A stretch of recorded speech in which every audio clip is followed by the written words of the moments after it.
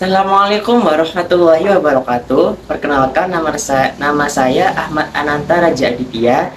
Saya berasal dari Prodi Ilmu Komunikasi kelas 2A2. Di sini saya akan menjelaskan tentang sistem komunikasi Indonesia. Di sini saya akan menjelaskan tentang sistem komunikasi yang diterapkan di dalam masyarakat. Pertama-tama saya akan menjelaskan secara singkat tentang sistem komunikasi. Sistem komunikasi adalah cara untuk mengirim dan menerima informasi antara dua atau lebih orang atau perangkat. Sistem komunikasi memungkinkan orang untuk berkomunikasi dari jarak jauh, memungkinkan kolaborasi dan koordinasi dalam berbagai bidang seperti bisnis, pendidikan, dan teknologi. Sistem komunikasi dapat dibagi menjadi dua jenis, yaitu komunikasi terkabel dan juga komunikasi dirkabel. Komunikasi terkabel melibatkan penggunaan kabel fisik seperti kabel telepon ataupun kabel jaringan untuk mengirimkan informasi. Sedangkan komunikasi terkabel melibatkan penggunaan gelombang radio atau sinyal inframerah untuk mengirimkan informasi. Dan mungkin itu saja yang bisa saya jelaskan tentang sistem komunikasi secara singkat. Dan yang kedua, saya akan menjabarkan informasi terkait sistem komunikasi yang ada di masyarakat dan juga bagaimana sistem komunikasi diterapkan kepada masyarakat. Dan saya percayakan ini kepada ketiga narasumber saya yang akan saya perlihatkan setelah ini. Pertama-tama terima kasih Bang sudah menyempatkan diri jenengan untuk menjawab pertanyaan dari saya. Salah satu pertanyaan saya langsung saja kan Pak. Ya. Untuk pertanyaan pertama, apa peran bahasa dalam komunikasi sosial budaya? Peran bahasa dalam komunikasi budaya itu merupakan pemersatu antar warga dalam bersosial budaya yang ada.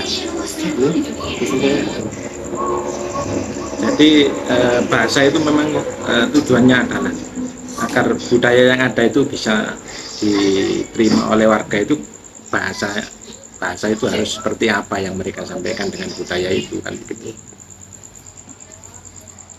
Untuk pertanyaan kedua, apa saja faktor-faktor yang mempengaruhi efektivitas sistem komunikasi dalam menyampaikan pesan kepada masyarakat? Tentunya tata bahasa yang baik atau tata bahasa yang disampaikan itu yang baik, tentunya yang pertama. Yang kedua adalah kesopanan dalam berbahasa, itu diantaranya faktornya. Yang ketiga menurut saya adalah bahasa yang mudah dipahami oleh warga atau masyarakat yang ada, seperti itu. Mungkin bisa disampaikan lebih rinci gimana maksudnya? Maksudnya kalau kita menyampaikan sesuatu ya, itu dengan bahasa yang baik ya, tentunya seperti itu. Terus ketika kita menyampaikan bahasa itu kan harus dengan sopan, seperti itu. Nah, bahasa sopan tentunya bahasa yang bisa dimahami juga oleh yang kita ajak bicara atau warga atau masyarakat. Kalau mereka nggak paham dengan bahasa kita, ya mereka ya juga nggak akan apa istilahnya, yang nggak akan memahami apa yang dimaksudkan, seperti itu. Dan untuk pertanyaan ketiga ya Pak, Ya. Mengapa pentingnya memiliki keterampilan komunikasi bagi para politisi untuk dalam mempengaruhi keputusan politik? Karena bahasa yang disampaikan itu harus baik, harus mudah dimengerti oleh masyarakat itu. Kalau misalnya mereka menyampaikan bahasa, mereka nggak ngerti apa yang disampaikan atau apa yang diinginkan, masyarakat yang tidak akan terpengaruh oleh keputusan politiknya, kan seperti itu. Jadi harus memiliki keterampilan agar keputusan politik yang diinginkan oleh politisi terhadap warga-warga itu, oh iya seperti ini, oh itu cocok sih, kan seperti itu. Seperti itu. Jadi keterampilan bagi para politisi seperti para caleg itu penting ya Pak, memiliki keterampilan komunikasi yang baik. Ya sangat penting menurut saya, karena itu tadi Misalnya kalau saya diajak bicara, saya punya program ini, kalau tata bahasanya nggak baik, kan nggak punya keterampilan, saya kira ya nggak akan menarik lah. Ngono ya, seperti itu bahasanya. Tadi tujuan komunikasi dan untuk menarik keputusan politik kan tujuannya itu jelas, maksudnya kan juga jelas, seperti itu. Dan ini yang terakhir ya Pak ya. Oke. Bagaimana pendapat atau opini para pemimpin yang bisa mempengaruhi masyarakat? Kalau menurut saya pendapat itu ya harus sesuai dengan kenyataan yang ada. Pemimpin itu menyampaikan sesuatu harus sesuai dengan kenyataan yang ada di lapangan, ya. Dan sesuai dengan keinginan warga tentunya, itu yang paling penting. Kalau seorang pemimpin itu hanya menyampaikan sesuatu tapi kenyataannya tidak ada, yo saya kira warga atau masyarakat itu bahasa yuk bisa dikatakan tak percaya, bisa dikatakan gak seneng, atau banyak iya seperti itu. Karena kan kalau pendapat seorang pemimpin itu kan memang harus sesuai dengan kenyataan dan harus sesuai dengan keinginannya warga. Untuk apa dia jadi pemimpin, kan seperti itu. Untuk apa dan manfaatnya apa bagi warga ketika dia menjadi pemimpin, kan seperti itu. Itu saja nih Pak, makasih ya. Sama-sama. Menjawab pertanyaan dari saya tadi, dan saya cukup puas dengan jawaban dari Bapak tadi. Makasih. Sama-sama. Pertanyaan pertama ya, bagaimana apa peran bahasa dalam komunikasi sosial budaya? Sangat penting, soal itu bahasa itu bisa mempengaruhi budaya. Nantinya dapat terjadinya dari komunikasi mau. Jadi bahasa itu penting banget. Iya, sangat penting. Jadi budaya itu, kultur itu dari bahasa dulu, kemudian jadilah budaya itu. Peran itu sangat penting Pak, sangat penting sekali dalam membantu suatu budaya, dalam membentuk karakter suatu kebudayaan masyarakat itu. Apa saja faktor-faktor yang dapat mempengaruhi efektivitas sistem komunikasi dalam menyampaikan pesan kepada masyarakat? Faktornya banyak. Faktornya Ya, seperti itu, penyampaian pesan sing apik nanggone wong yang bertanya. Misalkan kita bertanya, terus pertanyaan itu jawabannya itu sesuai apa yang ditanyakan sama itu tadi yang bertanya. Terus ketepatan, terus cara menyampaikan informasi harus benar-benar sesuai tepat sasaran dan dimengerti atau dapat dipahami yang bertanya tadi, seperti itu. mungkin ada yang lain. Ya itu tadi, bahasa kita ngomong ke seseorang itu juga mempengaruhi. Misalkan bahasanya amburadul wong itu nggak ngerti sing jelasnya intinya itu bahasa nih awak dhewe kudu bener-bener dimengerti mbek wong, ditakoni ngerti apa enggak sing mau seperti itu. Oke, dan pertanyaan ketiga, mengapa penting bagi politisi untuk memiliki keterampilan komunikasi yang baik dalam mempengaruhi keputusan politik? Penting banget, soalnya itu bisa menggiring masyarakat untuk milih DE loh. Nek DE gak iso menyampaikan informasi, aku iki koyo ngene lho, aku iki duwe visi misi koyo ngene lho. Iku gak iso dipercaya uang. Jadi DE iku harus memiliki komunikasi yang baik, terus komunikasi yang bisa menjelaskan sedetailnya, dan uang tuh percaya mbak DE seperti itu. Kalau DE ngomongin pintu terus gak iso diikuni, ya masa ya sing jadi milih DE ya bukan lah, pasti gak gelem milih DE kan, karena dari bahasa itu mau. dari bahasa dari komunikasi DI ku mau. Jadi komunikasi sangat menentukan untuk DI oleh apa jenenge tujuan oleh politiknya tuh bisa tercapai. Seperti itu. Jadi kalau politikus tadi kalau nggak serk gitu, maksudnya nggak sependapat sama masyarakat itu gimana? Nggak dapat sama masyarakat. Yo gini aja yo, kita maksudnya di sisi omong-omongan sing masyarakat itu jadi sependapat ambek DE. Jadi gimana cara mengolah DE, kata-kata DE, komunikasinya Biar yakin gitu. biar yakin sama DE gitu. Biar diajak seperti itu. Apa di kayak informasi sing api-api sing apa namanya sing masyarakat itu bisa percaya ambek DE. Jadi meskipun pertama gak apa sih gak percaya, akhirnya kita omongin mas diomongin mbak bapak mau sing api-api akhirnya kan nanti percaya dan apa namanya itu dengan juga biasanya masyarakat itu seperti itu.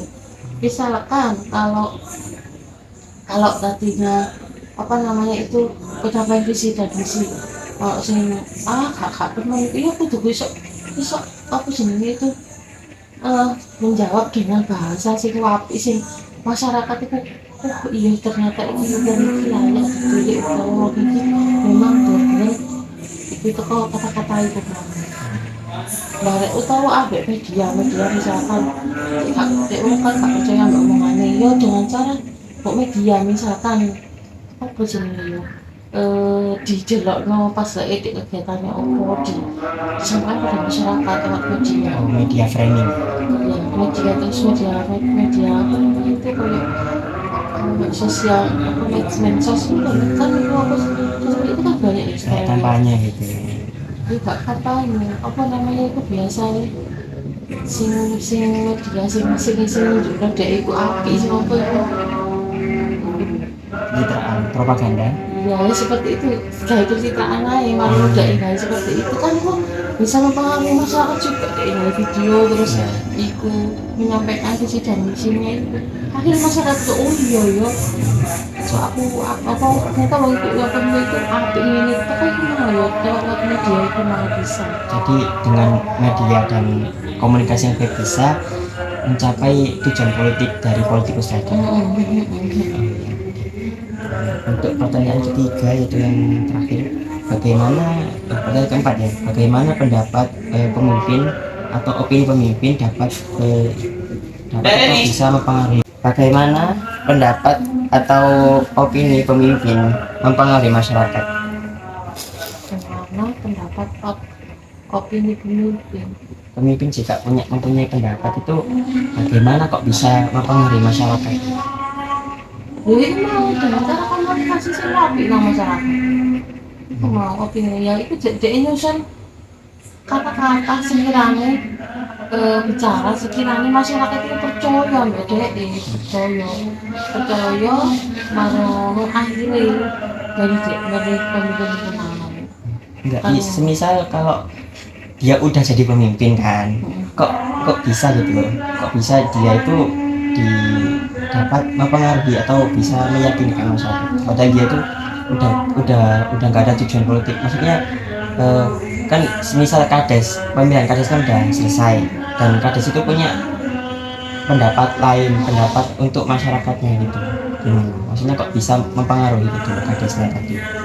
oh ada sih untuk mempengaruhi masyarakat ya karena dia itu pemimpin dari kemarin setelah DE sebelum dipimpin kan DE apa jenis aku mau apa jenis menjalin komunikasi yang baik ambil masyarakat itu mau cek ngerti mesti cek ngerti memahami apa sih sing tak kepingin jadi pemimpin itu mau apa sih tak itu sing tak kepingin akhirnya kan orang ya juga ambil itu mau dan menyampaikan informasi terus menerus kepada masyarakat itu mau masyarakat pemerintahan itu opo itu nih opo jadi menyampaikan terus menerus dan masyarakat misalkan kayak mendapat ada acara ini diundang cek mendengar opini yang baik masyarakat terus melayani masyarakat dengan baik seperti itu salah pertanyaan seperti itu Enggak, saya mungkin masih bingung gitu kan.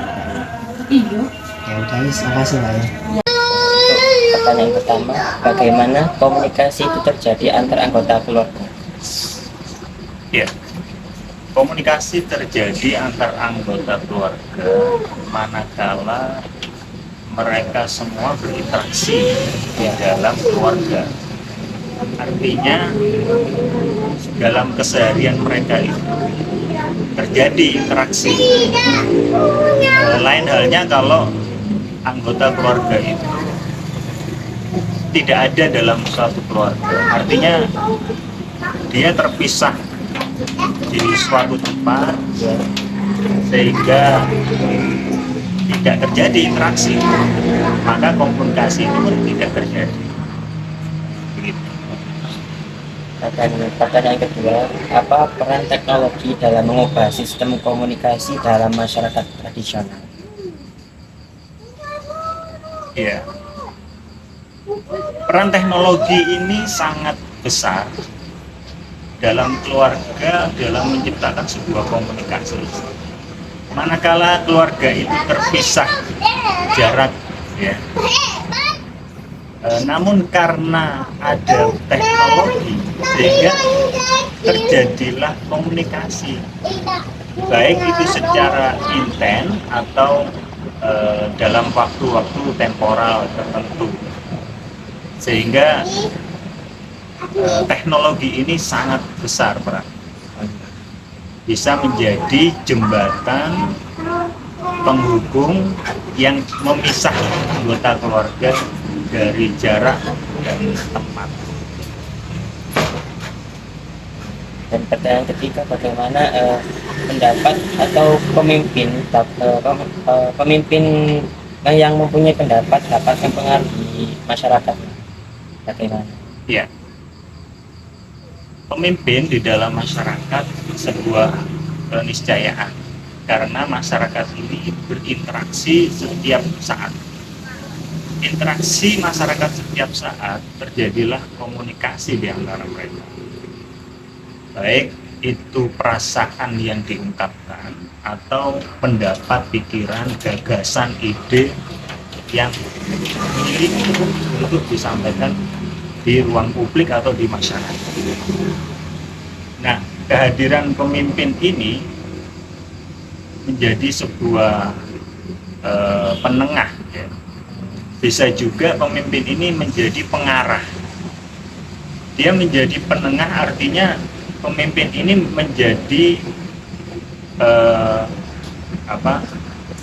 satu solusi jalan, memberi keputusan solusi jalan atas ide, pemikiran, gagasan dari di tengah-tengah masyarakat itu yang beraneka macam, kemudian diambil satu oleh pemimpin, mana yang digunakan, yang dipakai, yang disepakati, sehingga kemudian diikuti oleh anggota masyarakat yang lain. Tapi kalau juga pemimpinnya itu kayak dapat gimana ya, mengeluarkan pendapat sendiri. Pribadi, ya. Ya, memang sebuah alamiah, ya, bahwa dalam sebuah masyarakat itu secara alamiah akan terpilih orang-orang yang memiliki kapasitas, kemampuan, ya, untuk memimpin sebuah masyarakat. Itu sebuah alami. Orang-orang yang memiliki keunggulan itu akhirnya diminta oleh masyarakat untuk memimpin mereka, sehingga di antara keunggulan yang dimiliki oleh pemimpin itu adalah gagasan, ide, pikiran yang itu lebih bisa diterima oleh anggota masyarakatnya, sehingga ketika dia menyampaikan gagasan itu bisa mempengaruhi anggota masyarakat. Terima kasih Pak Ustadz atas jawabannya dari 3 pertanyaan tadi. Terima kasih. Dari jawaban para narasumber saya tadi, saya mendapatkan sebuah kesimpulan, yaitu bahasa memainkan peran yang sangat penting dalam sistem komunikasi yang diterapkan di masyarakat. Tanpa bahasa, manusia tidak dapat berkomunikasi dengan satu sama lain, dan oleh karena itu tidak dapat membentuk masyarakat yang koheren dan efektif. Bahasa juga berfungsi sebagai alat untuk menyampaikan ide, nilai, dan tradisi dari satu generasi ke generasi berikutnya. Oleh karena itu, bahasa memiliki peran penting dalam membentuk identitas budaya suatu masyarakat. Selain itu, bahasa juga dapat mempengaruhi cara pandang seseorang terhadap dunia. Bahasa yang digunakan dalam suatu masyarakat dapat mempengaruhi cara mereka memandang dunia dan menginterpretasikan situasi dan peristiwa yang terjadi di sekitar mereka. Dalam era globalisasi seperti saat ini, bahasa juga memiliki peran penting dalam memfasilitasi perdagangan internasional dan hubungan diplomatik antar negara-negara. Oleh karena itu, penting bagi masyarakat untuk mempelajari bahasa asing untuk meningkatkan kemampuan mereka dalam berkomunikasi dan bekerja di lingkungan yang semakin terhubung secara global. Secara keseluruhan, bahasa memainkan peran yang sangat penting dalam sistem komunikasi yang diterapkan di masyarakat. Oleh karena itu, penting bagi kita untuk memperhatikan dan memelihara bahasa sebagai aspek penting dan kebudayaan dari identitas kita. Sekian dari saya, mungkin saya ada salah kata maupun tidak berkelakuan baik selama perekaman video ini. Saya meminta maaf sebesar-besarnya. Dan sekian, wassalamualaikum warahmatullahi wabarakatuh.